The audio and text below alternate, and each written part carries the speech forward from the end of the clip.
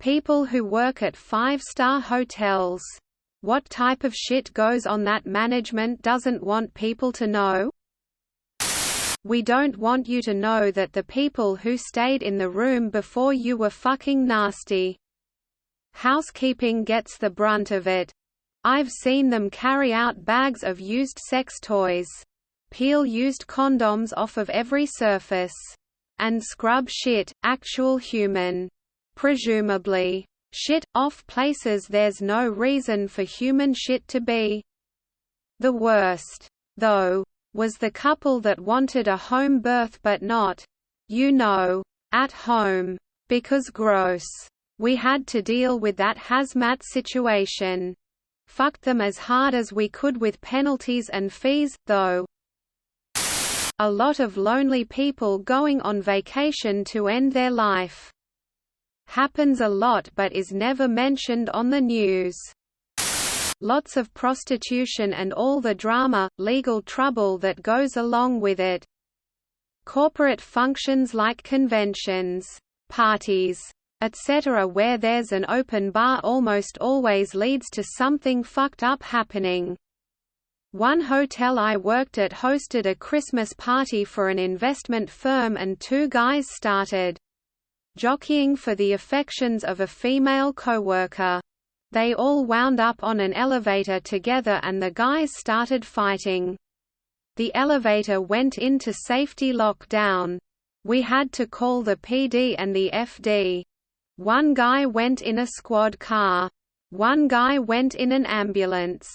We had to give the woman some clothes from Lost and Found because her dress was covered in blood and the elevator was out of service for 6 hours to clean it up. There's always a ton of back-of-house drama, too. Especially among the execs and the junior managers. Affairs, backstabbing, a little light fraud. The usual. I don't work in one anymore, but used to. This isn't really shenanigans. But the staff is not nearly so impressed by famous or rich people as some of them seem to think we should be. It was a fancy hotel. We had rich and famous guests all the time. And it was usually the ones nowhere near the top of the ladder who tried to be the most imperious. And expected the most deference. If you have to try to convince us you're high status, you aren't. We'd provide polite, professional service for all our guests and try to be helpful and accommodating. But being a C-list actor or whatever isn't going to get you a table in a full restaurant or an upgrade to the already occupied fancier suites. And if there's a severe blizzard and the airport is closed, we can't open it for you because you're too special to have to wait to fly out. Even if you're a very important businessman. Worked in 5-star hotels in Beverly Hills. Boy do I have stories.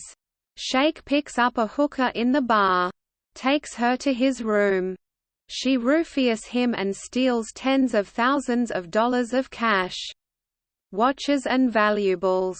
Husbands who will say hello to staff with their mistress on their arm on Thursday night and their wife on Friday night. Famous teen celebrity left a room full of needles and various drug paraphernalia behind for housekeeping to clean up.